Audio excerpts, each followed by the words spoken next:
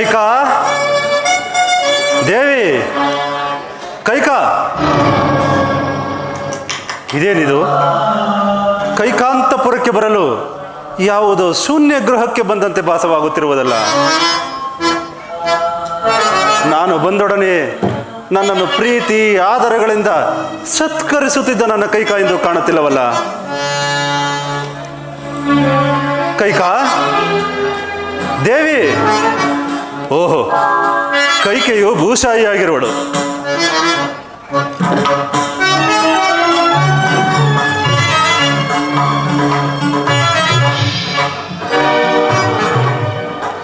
ಇದೇನಿದು?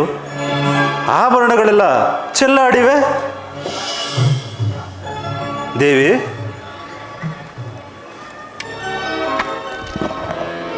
ಮುಖವು ಬಾಡಿರುವುದು. ದೇವಿ, ಕೈಕಾ, ಇಂದು ನನ್ನ ಜ್ಯೇಷ್ಠ ಪುತ್ರ ರಾಮಚಂದ್ರನ ಪಟ್ಟಾಭಿಷೇಕ. ಇಂತಹ ಸಡಗರದ ಸಂಭ್ರಮದಲ್ಲಿ ಸಂತೋಷವಾಗಿರುವುದನ್ನು ಬಿಟ್ಟು ಹೀಗೆ ಚಿಂತಾಕ್ರಾಂತಳಾಗಿರಲು ಕಾರಣವೇನು? ನಂದಿನೇನಾದರೂ ಪ್ರಮಾದವಾಯಿತೆ? ಅಥವಾ ನಿನ್ನ ದಾಸ ದಾಸಿಯರೆಂದೇನಾದರೂ ವ್ಯತ್ಯಾಸವಾಯಿತೆ? ತಿಳಿಸು ದೇವಿ. ಏಕೆ? ನನ್ನ ಮೇಲೆ ಕೋಪವೇ?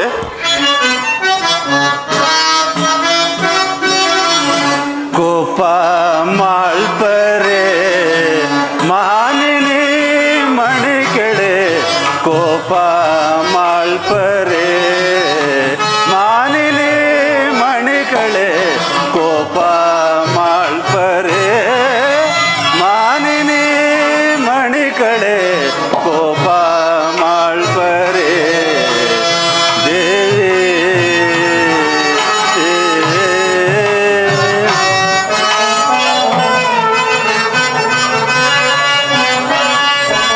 ಭೀತಿಯಿಂದಲೇ ಭ್ರಾಂತನಾದೆನೋ,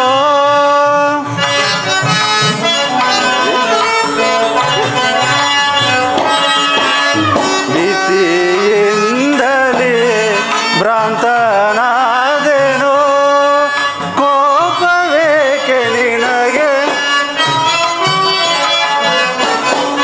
ಕೋಪವೇಕೆ ನಿನಗೆ, ಶಾಂತಳಾಗೋ ದೇವಿ, ಕೋಪ ಮಾಳ್ಪರೆ ದೇವಿ, ಕೋಪ ಮಾಳ್ಪರೆ ದೇವಿ, ದೇವಿ. ದೇವಿ, ನನ್ನ ಮೇಲೆ ಕೋಪವೇ? ಮಹಾರಾಜರ ಆಗಮನವು ಮಹಾರಾಣಿಯರ ಅಂತಃಪುರಕ್ಕಲ್ಲದೆ ನನ್ನಂತಹ ಸಾಮಾನ್ಯಳ ಬಳಿಗಲ್ಲವಲ್ಲ. ದೇವಿ, ಏಕೆ ಈಗ ಮಾತನಾಡುತ್ತಿರುವೆ? ನನಗೆ ಅಗಾಧವಾದ ಪ್ರೀತಿ ಇರುವುದು ನಿನ್ನ ಮೇಲಲ್ಲವೇ? ಹಾಗಾದರೆ ನನ್ನ ಮಗ ಭರತನಲ್ಲಿ ನಿಮಗೆ ಪ್ರೀತಿ ಇಲ್ಲವೆಂದಾಯಿತು? ಇಲ್ಲ ದೇವಿ, ಇಲ್ಲ. ನನಗೆ ರಾಮನು ಬೇರೆ, ಭರತನು ಬೇರೆಯೇ. ನನ್ನ 4 ಮಕ್ಕಳ ಮೇಲೆಯೂ ಸಮನಾದ ಪ್ರೀತಿ ಇದ್ದೇ ಇರುವುದು. ಹೌದು ಹೌದು, ಭರತನು ಇಲ್ಲದ ಸಮಯವನ್ನು ಸಾಧಿಸಿ ರಾಮನಿಗೆ ಪಟ್ಟಾಭಿಷೇಕ ಮಾಡುವ ಕುತಂತ್ರವನ್ನು ನಿಶ್ಚಯ ಮಾಡಿರುವ ನಿಮ್ಮ ಕುತಂತ್ರ ನನಗೆ ತಿಳಿದಿಲ್ಲವೆಂದು ತಿಳಿದ್ರೆ? ದೇವಿ, ಗುರುಗಳಾದ ವಸಿಷ್ಠ ಮಹರ್ಷಿಗಳು ನಿಶ್ಚಯಿಸಿದ ಲಗ್ನವು ತ್ವರಿತವಾದ್ದರಿಂದ ಈ ಕಾರ್ಯವನ್ನು ಮಾಡಬೇಕಾಗಿದೆಯಲ್ಲದೆ ನಿನ್ನ ಮಗನಾದ ಭರತನನ್ನು ಬಿಟ್ಟು ಮಾಡಬೇಕೆಂದಿನಿಲ್ಲ. ಭರತ ಶತ್ರುಘ್ನರಿಗೂ ಸಹ ಹೇಳಿ ಕಳುಹಿಸಿದ್ದೇನೆ. ಅವರು ಕೂಡ ತ್ವರಿತವಾಗಿ ಆಗಮಿಸುವ ನಿರೀಕ್ಷೆ ಇದೆ. ಪಾದೇವಿ.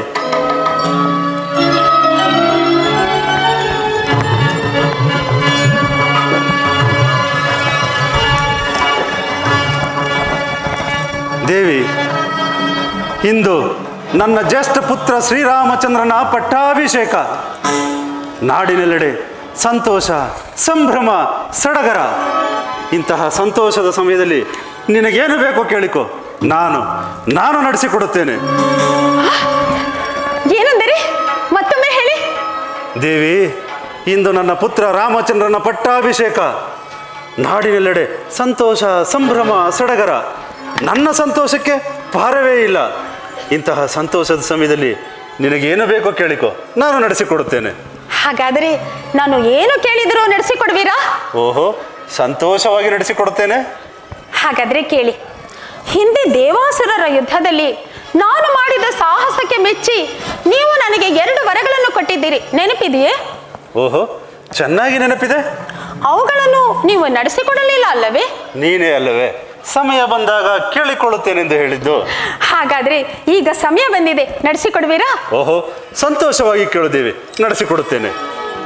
ಸುಮ್ಮನೆ ಕೇಳು ಎಂದರೆ ಹೇಗೆ ಕೇಳಲಿ ನಾನು? ಮತ್ತಿನ್ನೇನು ಮಾಡಬೇಕು? ಸ್ವಾಮಿ, ನಿಮಗೆ ಅಧಿಕವಾದ ಪ್ರೀತಿ ಯಾರ ಮೇಲೆ ಇರುವುದು? ನಿನ್ನ ಮೇಲೆಯೇ. ಹಬ್ಬ, ನನ್ನ ಪುಣ್ಯವೇ ಸರಿ. ನನ್ನನ್ನು ಬಿಟ್ಟರೆ ಯಾರು? ಸಂದೇಹ ಬೇಡ ದೇವಿ, ನನಗೆ ಅಧಿಕವಾದ ಪ್ರೀತಿ ಇರುವುದು ನಿನ್ನ ಮೇಲೆಯೇ. ಸ್ವಾಮಿ, ಚೆನ್ನಾಗಿ ಯೋಚನೆ ಮಾಡಿ ಹೇಳಿ. ನನ್ನನ್ನು ಬಿಟ್ಟರೆ ನಿಮಗೆ ಅಧಿಕವಾದ ಪ್ರೀತಿ ಯಾರ ಮೇಲೆ ಇರುವುದು? ನಿನ್ನನ್ನು ಬಿಟ್ಟರೆ, ನಿನ್ನನ್ನು ಬಿಟ್ಟರೆ ನನಗೆ ಅಧಿಕವಾದ ಪ್ರೀತಿ ಇರುವುದು ನನ್ನ ಜ್ಯೇಷ್ಠ ಪುತ್ರನಾದ ರಾಮಚಂದ್ರನ ಮೇಲೆ. ನೋಡಿದ್ರ ಈಗಲೇ 2 ಮಾತುಗಳು. ಇನ್ನು ನನ್ನ ವರಗಳನ್ನು ನಡೆಸಿಕೊಡುತ್ತೀರಾ ಎಂದು ನಾನು ಹೇಗೆ ನಂಬುವುದು? ದೇವಿ, ರಾಮನ ಮೇಲಿನ ಪ್ರೀತಿಯೇ ಬೇರೆ, ನಿನ್ನ ಮೇಲಿನ ಪ್ರೀತಿಯೇ ಬೇರೆ. ಅದು ಹೇಗೋ?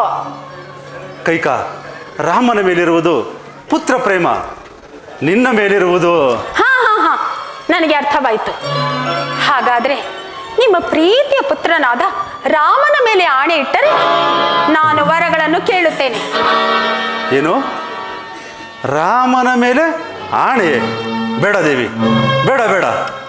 ದೀಕ್ಷಾಬದ್ಧನಾಗಿ ಕಂಕಣ ಕಟ್ಟಿಕೊಂಡು ಪಟ್ಟಾಭಿಷೇಕಕ್ಕೆ ನಿರತನಾಗಿರುವ ರಾಮನ ಮೇಲೆ ಆಣೆ ಬೇಡ. ನಿನಗೇನು ಬೇಕೋ ಕೇಳು, ಸತ್ಯವಾಗಿಯೂ ನಾನು ನಡೆಸಿಕೊಡುತ್ತೇನೆ. ಆಗದು. ರಾಮನ ಮೇಲೆ ಆಣೆ ಇಡದ ಹೊರತು ನಾನು ವರಗಳನ್ನು ಕೇಳುವುದಿಲ್ಲ. ಇದೇನಿದು? ಎಂದಿಗೂ ನನ್ನ ಮಾತಿಗೆ ವಿರೋಧವನ್ನು ಆಚರಿಸದ ನನ್ನ ಕೈಕಾ ಇಂದು ಈ ರೀತಿ ಮಾತನಾಡುತ್ತಿರುವಲ್ಲ. ಇರಲಿ, ನುಡಿದಂತೆ ನಡೆಯುವ ಸತ್ಯಶೀಲರು ಯಾವ ಆಣೆ ಪ್ರಮಾಣಗಳನ್ನು ಮಾಡಿದರೇನು? ದೇವಿ, ಕೈಕಾ, ನಿನ್ನಿಷ್ಟದಂತೆಯೇ ರಾಮನ ಮೇಲೆ ಆಣೆಯಾಗಿ ನಡೆಸಿಕೊಡುತ್ತೇನೆ. ನಿನಗೇನು ಬೇಕೋ ಕೇಳಿಕೋ, ಸಂತೋಷವಾಗಿ ಕಳಿಕೋ ದೇವಿ. ಹಬ್ಬ, ಈಗ ನನಗೆ ಸಂತೋಷವಾಯಿತು. ಹಾಗಾದ್ರೆ ಕೇಳುತ್ತೇನೆ. ನನ್ನ ಮೊದಲನೆಯ ವರಕ್ಕೆ ಈಗಾಗಲೇ ನಿಶ್ಚಿತವಾಗಿರುವ ರಾಮನ ಪಟ್ಟಾಭಿಷೇಕವನ್ನು ನಿಲ್ಲಿಸಿ ನನ್ನ ಮಗನಾದ ಭರತನಿಗೆ ಪಟ್ಟಾಭಿಷೇಕ ಮಾಡಬೇಕು. ಏನೆಂದೆ? ಇಂದು ನಿಶ್ಚಯವಾಗಿರುವ ರಾಮನ ಪಟ್ಟಾಭಿಷೇಕವನ್ನು ನಿಲ್ಲಿಸಿ ನಿನ್ನ ಮಗನಾದ ಭರತನಿಗೆ ಪಟ್ಟಾಭಿಷೇಕ ಮಾಡಬೇಕೆ? ಬಹಳ ಚೆನ್ನಾಗಿದೆ ನಿನ್ನ ವಿನೋದ ಪ್ರಸಂಗ. ಇನ್ನು ನಿನ್ನ 2ನೇ ವರ ಇನ್ನಾವುದು? ನನ್ನ 2ನೇ ವರಕ್ಕೆ ರಾಮನು ನಾರುಮಡಿಯನ್ನುಟ್ಟು ಜಟಾವಲ್ಕಲಧಾರಿಯಾಗಿ 14 ವರ್ಷ ವನವಾಸಕ್ಕೆ ಹೋಗಬೇಕು.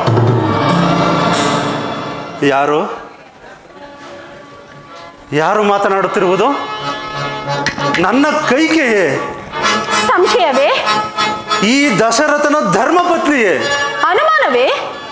ಇಲ್ಲ, ಖಂಡಿತ ಸಾಧ್ಯವಿಲ್ಲ. ರಾಮನನ್ನು ಅಷ್ಟೊಂದು ಪ್ರೀತಿಸುತ್ತಿದ್ದ ನನ್ನ ಕೈಕ ಇಂದು ಅವನ ವನವಾಸವನ್ನು ಯಾಚಿಸುವಳೆಂದರೆ ಇಲ್ಲ, ಖಂಡಿತ ಇಲ್ಲ. ಅವಳಂತೆಯೇ ವೇಷ ಮರೆಸಿಕೊಂಡು ಬಂದಿರುವ ಯಾವುದೋ ಭೂತವೆಂದು ತೋರುತ್ತಿದೆ. ದೇವಿ, ಕೈಕ ಸ್ಥಾನ ಬದಲಾವಣೆಯಿಂದ ಚಿತ್ತಭ್ರಮಣೆಯಾಗಿ ಮತಿಗೆಟ್ಟು ಇಂದು ಈ ರೀತಿ ಮಾತನಾಡುತ್ತಿರುವೆ. ಎಲ್ಲಿ? ಈ ಪಾರ್ಶ್ವದಲ್ಲಿ ನಿಂತು ಮಾತನಾಡು. ನಾನು ಯಾವ ಪಾರ್ಶ್ವದಲ್ಲಿ ನಿಂತು ಮಾತನಾಡಿದರೂ ಅದನ್ನೇ ಹೇಳುವುದು. ನನಗೆ ಬುದ್ಧಿ ಭ್ರಮಣೆಯೂ ಇಲ್ಲ, ಚಿತ್ತ ವಿಕಾರವೂ ಇಲ್ಲ. ಭರತನಿಗೆ ಪಟ್ಟಾಭಿಷೇಕವಾಗಬೇಕು, ರಾಮನಿಗೆ ವನವಾಸವಾಗಬೇಕು. ಸಾಕು, ಕೇಳಲಾರೆ. ಬರಸಿಡಿಲು ಬಡಿದಿಹುದೋ ಕಾರ್ಮೋಡ ಕವಿದಿಹುದೋ ವಚನದ ಮಾತಿಗೆ ಮಣಿದು ಮಸಣ ಸೇರಿದಂತಾಯ್ತೆ ರಾಮ ರಾಮ.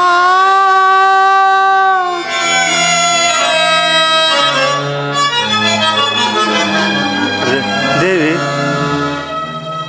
ನಿನ್ನಿಷ್ಟದಂತೆಯೇ ನಿನ್ನ ಮಗ ಭರತನಿಗೆ ಪಟ್ಟಾಭಿಷೇಕ ಮಾಡಿಸುತ್ತೇನೆ. ಆದರೆ ರಾಮನ ವನವಾಸವನ್ನು ಮಾತ್ರ ತಪ್ಪಿಸು ದೇವಿ. ನಿನಗೆ ಕೈ ಮುಗಿದು ಕೇಳಿಕೊಳ್ಳುತ್ತೇನೆ. ಆಗದು, ಅದೆಂದಿಗೂ ಸಾಧ್ಯವಿಲ್ಲ. ನೀವು ವರಗಳನ್ನು ನಡೆಸಿಕೊಡಬೇಕು, ಇಲ್ಲವಾದರೆ ಆಗುವುದಿಲ್ಲವೆಂದು ಹೇಳಿಬಿಡಿ. ದೇವಿ, ರಾಮನ ಮೇಲೆ ನಿನಗೇಕೆ ಇಷ್ಟೊಂದು ಹಠ, ಇಷ್ಟೊಂದು ಛಲ? ಛಲವೋ ರಾಮನೊಳು ಬೇಡ, ಲಲನೆ ದಯೆಯಿಂದ ನೋಡ. ಛಲವೋ ರಾಮನೊಳು ಬೇಡ, ಲಲನೆ ದಯೆಯಿಂದ ನೋಡ.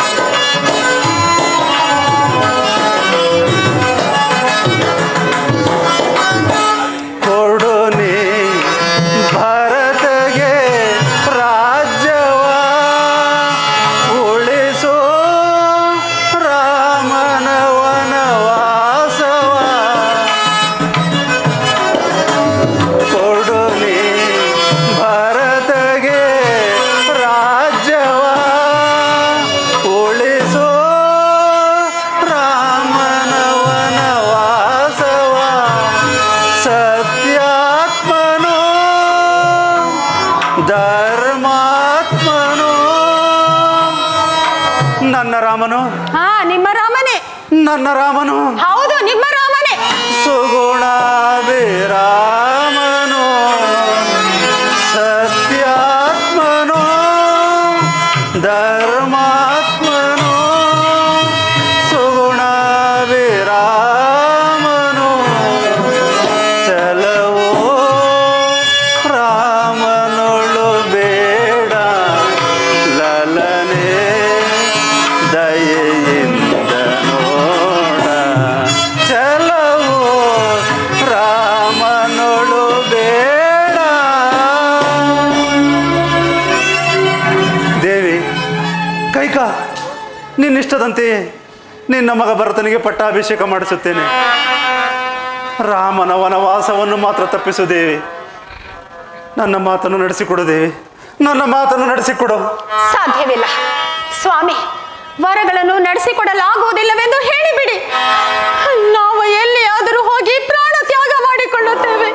ದೇವಿ, ಕೈಕ, ನೀನು ರಾಮನ ಮೇಲಿಟ್ಟಿದ್ದ ಪ್ರೀತಿ ವಿಶ್ವಾಸಗಳು ಏನಾದವು? ಏನಾದವೆ? ಎಲ್ಲವೂ ನಿಮ್ಮ ಕಪಟ ನಾಟಕದಲ್ಲಿ ಮಾಯವಾದವು. ಛೀ, ಕುಲಘಾತಕಿ, ನನ್ನದು ಕಪಟ ನಾಟಕವು? ನಾನು ನಿನ್ನ ಮೇಲಿಟ್ಟಿದ್ದ ಪ್ರೀತಿಗೆ ತಕ್ಕ ಪ್ರಾಯಶ್ಚಿತ್ತವಾಯಿತು. ನೀನು ನಾರಿಯಲ್ಲ, ಸೂರ್ಯವಂಶವನ್ನು ಮುಗಿಸಲು ಬಂದ ಮಹಾಮಾರಿ. ನಿನ್ನ ಮುಖವನ್ನು ನನಗೆ ತೋರಿಸಬೇಡ, ದೂರ ತೊಲಗು ರಾಕ್ಷಸಿ.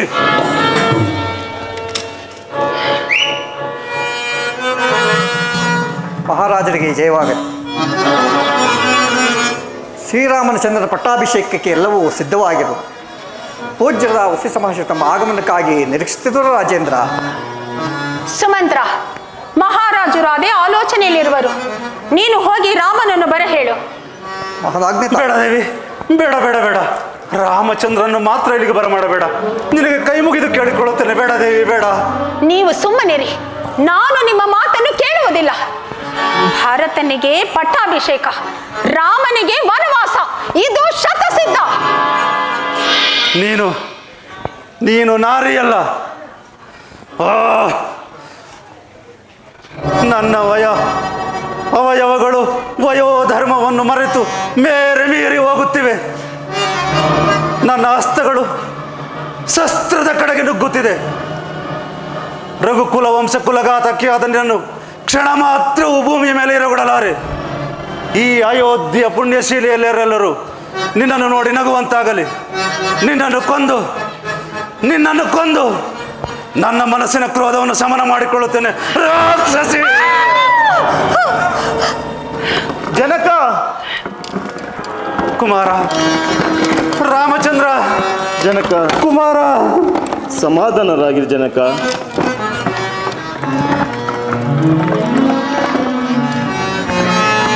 ಅಮ್ಮ, ನಮ್ಮ ತಂದೆಯವರು ಈ ರೀತಿ ಚಿಂತಾಕ್ರಾಂತರಾಗಲು ಕಾರಣವೇನು ತಾಯಿ? ಆಡಿದ ಮಾತನ್ನು ನಡೆಸಿಕೊಡಲಾರದೆ ಪಡುತ್ತಿರುವ ವ್ಯಥೆ ಇದು. ಅಸಂಭವ. ಸೂರ್ಯ ವಂಶದ ಅರಸರು ಆಡಿದ ಮಾತಿಗೆ ತಪ್ಪುವರೇನಮ್ಮ? ಅದ್ಯಾವ ನಿಮ್ಮ ಅಭಿಷ್ಟವನ್ನು ಈಡೇರಿಸಲಾಗದೆ ನಮ್ಮ ತಂದೆಯವರು ಈ ರೀತಿ ಚಿಂತಾಕ್ರಾಂತರಾಗಿರುವರು? ಹೇಳು ತಾಯಿ, ನಿಮ್ಮ ಅಭಿಷ್ಟವನ್ನು, ಅದನ್ನು ನಡೆಸಿಕೊಡಲು ನಾನು ಸಿದ್ಧನಿದ್ದೇನೆ.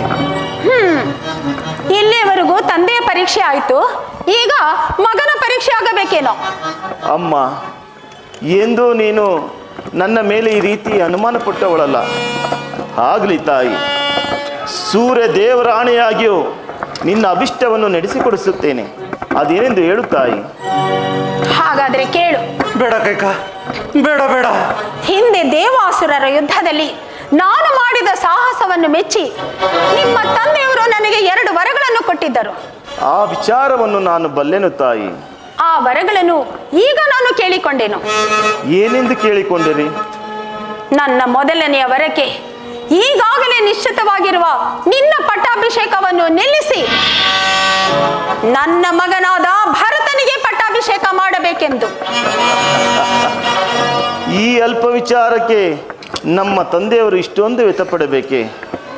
ಭರತನ್ಯಾರು? ನಾನ್ಯಾರು? ಈ ಕೋಸಲ ರಾಜ್ಯವನ್ನು ಯಾರಾಳಿದರೇನು ತಾಯಿ? ನಿನ್ನಿಷ್ಟದಂತೆ ಈ ಕೋಸಲ ರಾಜ್ಯವನ್ನು ಭರತನೇ ಆಳಲಿ. ಇನ್ನು ನಿಮ್ಮ 2ನೇ ವರ? ದೇವಿ, ಬೇಡ. ನಿನಗೆ ಕೈ ಮುಗಿದು ಕೇಳಿಕೊಳ್ಳುತ್ತೇನೆ. ಆ ವಿಚಾರವನ್ನು ರಾಮಚಂದ್ರನಿಗೆ ತಿಳಿಸಬೇಡ. ಬೇಡ. ನೀವು ಸುಮ್ಮನಿರಿ. ನಾನು ನಿಮ್ಮ ಮಾತನ್ನು ಕೇಳತಕ್ಕವಳಲ್ಲ. ನನ್ನ 2ನೆಯ ವರಕ್ಕೆ ನೀನು ನಾರುಮಡಿಯನ್ನುಟ್ಟು ಜಟಾವಲ್ಕಲಧಾರಿಯಾಗಿ 14 ವರ್ಷ ವನವಾಸಕ್ಕೆ ಹೋಗಬೇಕು. ತವ ಪಾದಕೀಗ ವಂದಿಸಿ ಸಪ್ತಾಂಗದಿಂದೊಪ್ಪುವಿ ಸಾಮ್ರಾಜ್ಯ ಪಾರಮಂ ದರಿಪುದಂ ದಾಟಿಸಿದ ಮಾತೆ ನೀನು. ಅಮ್ಮ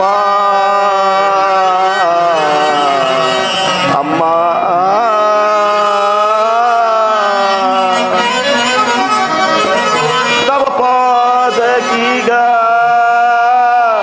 ವಂದಿಸಿ ನಾಂ ಬೇಡುವೆ ತಂದೆಯೇ. ಭರತನಿಗೂ ಮಿಗಿಲಾದ ಭವ್ಯ ಪ್ರೇಮವನು,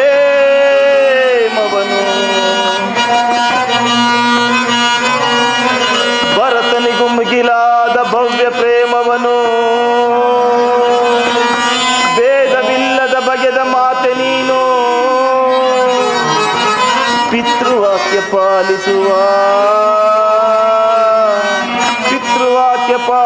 ಪುತ್ರ ರತ್ನರೊಳಗೆ ಅಮರ ಕೀರ್ತಿಯಂಗೊಳಿಸಿದ ಮಾತೆ ನೀನು. ವನವಾಸ ನೆಪದಿಂದ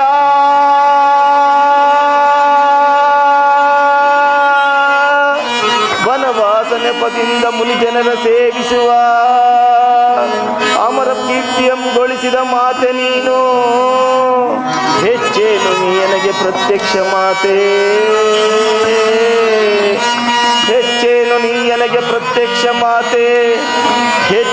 ಆಶೀರ್ವಾದ ಇನ್ನುಂಟೆ ಪೂತೆ ನಿಶ್ಚಯದಿ ವನವಾಸ ಕೊಪ್ಪಿದೆ ವಿನೀತೆ ಎಚ್ಚರಿಸು ಪಿತನನು ನಮಿಸಿಕೋಪೆನು ಅಮ್ಮ ಅಮ್ಮ